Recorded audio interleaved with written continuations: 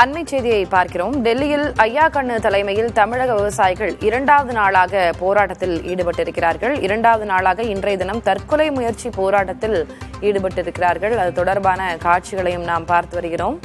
அருகே இருக்கக்கூடிய cellphone tower மற்றும் மரங்களின் மீது ஏறி விவசாயிகள் போராட்டம் நடத்தி வருகிறார்கள். கூடுதல் விவரங்களை வழங்குவதற்காக செய்தியாளர் ராஜீவ் இணைகிறார். ராஜீவ், 2 நாட்களாக டெல்லியில தமிழக விவசாயிகள் போராட்டத்தில் ஈடுபட்டிருக்காங்க. என்னென்ன கோரிக்கைகள் அவங்க முன்வைக்கிறாங்க? இன்றைக்கு ஏன் இது போன்ற ஒரு விபரீத போராட்டத்தை அவர்கள் முன்னெடுத்திருக்கிறாங்க?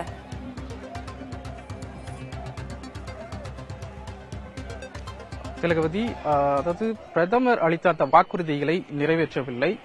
குறிப்பாக பிரதான கோரிக்கைகளாக இவர்கள் வைக்கக்கூடிய லாபகரமான விலை, விவசாய பொருட்களுக்கு அந்த லாபகரமான விலை, அதே போல ஓய்வூதியம் போன்ற பல்வேறு விஷயங்களை கடன் தள்ளுபடியாகட்டும் போன்ற பல்வேறு விஷயங்களை கோரிக்கைகளை முன்வைத்திருக்கக்கூடிய நிலையில பிரதமரும் பல வாக்குறுதிகளை அளித்திருக்கின்றார். ஆனால் அவர் தற்போது வரை எந்த ஒரு வாக்குறுதியை நிறைவேற்றவில்லை.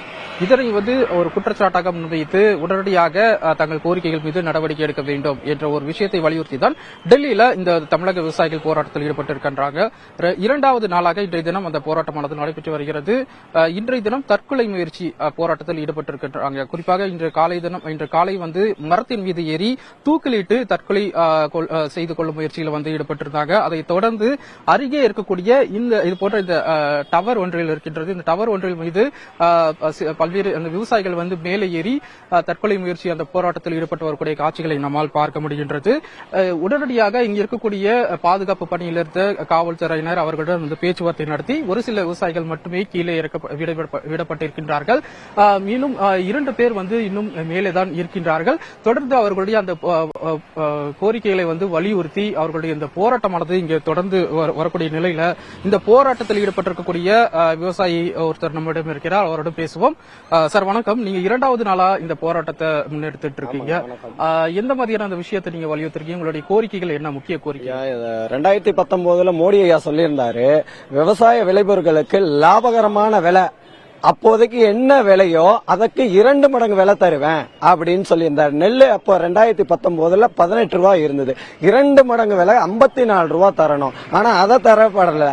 22 ரூபாய் உயர்த்தி 22 ரூபாய் கொடுத்திருக்காரு. அது எந்த வகையில நியாயம்? ஒரு டிபிசில கொண்டு போய் ஒரு நெல் மூட்டையை போட்டோம் அப்படின்னா ஒரு 22 ரூபாய்க்கு 1 ரூபாய் லஞ்சம் கொடுக்க வேண்டியது இருக்கு. மீது 21 ரூபாய் தான் விவசாயிகளுக்கு கிடைக்கும்.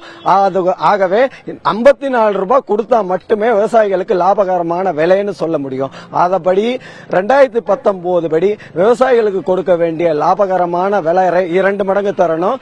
விவசாயிகளுக்கு கடன் வாங்கி அனைத்து கடனை தள்ளுபடி செய்யணும். மேகதாதுல அணை கட்டக்கூடாது.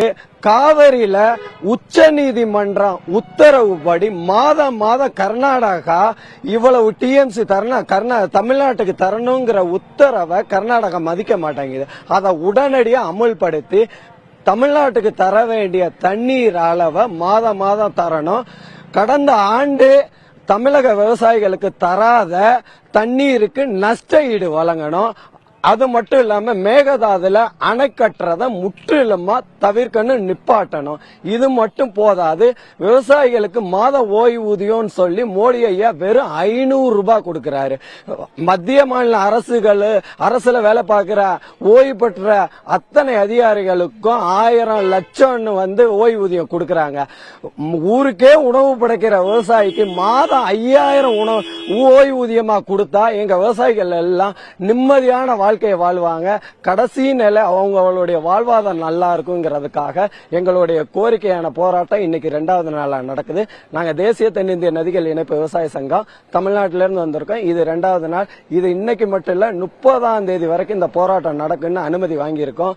இந்த போராட்டம் இதோட முடியாம வருகின்ற 30க்கு அப்புறம் வாரணாசியில 1000 பேர் மோடி ஐயாவை எதிர்த்து போட்டியிட்டு அவருக்கு எதிர்ப்பா பிரச்சாரம் பண்ணுவோங்கிறதை தெரிவித்துக் கொள்கிறோம். இந்த மாதிரி ஆபத்தான ஒரு போராட்டங்களை முன்னெடுத்திருக்கீங்க, இதற்கான காரணம் ஐயா, மத்திய அரசு எவ்வளவோ சொல்ற மாதிரி பலதர போராட்டத்தை சீக்கியர்கள் நம்மளுடைய டெல்லி பார்டர்ல பார்த்திருப்பீங்க. சம்பு பார்டர், குறிப்பிட்டு பஞ்சாப் பார்டர், ஹரியானா பார்டர், இதுல எல்லாம் பலதர போராட்டங்களை பல நாட்களா பண்றாங்க. ஆனால் அவங்க வலியுறுத்தி சொல்லக்கூடிய வேளாண் சட்டத்தை இதுவரைக்கும் ரத்து பண்ணல. ஆனா அவங்க செய்யற இந்த பலதர போராட்டத்தை அரசு ஏத்துக்காததுனால நாங்க எங்களுடைய எக்ஸ்ட்ரீம் லெவல், எங்களுடைய விவசாயிகள் உயிரை மீட்டாது எங்களுடைய உரிமையை நாங்க கேட்டு கடமையை வாங்குவோம். அதுபடி மத்திய அரசு இந்த தருணத்துல செய்யல அப்படின்னா வரக்கூடிய எலெக்ஷன்ல கண்டிப்பா பின்னடைவு அடைவாங்கிறத தெரிவிச்சுக்கிறோம். கட்டாயமாக திலவதி, அதாவது இவர்களுடைய மிக பிரதான கோரிக்கைகளாக இருக்கக்கூடிய அந்த MSP ஆகட்டும், அணை கட்டு விவகாரம் போன்ற பல்வேறு விஷயங்கள் உடனடியாக நிறைவேற்றப்பட வேண்டும். அதுவரை தங்களுடைய அந்த போராட்டம் பல்வேறு விதமாக அந்த போராட்டத்தை முன்னெடுத்து செல்வோம் என்று உறுதியாக இருக்கின்றார்கள். திலகவதி, பல்வேறு கோரிக்கைகளை உருக்கமாக முன்வைத்திருக்கிறார் அந்த விவசாயி. அவர்களுடைய போராட்டம் டெல்லியில தொடர்ந்து வருகிறது என்பதை காண முடிகிறது. விவரங்களுக்கு நன்றி ராஜு.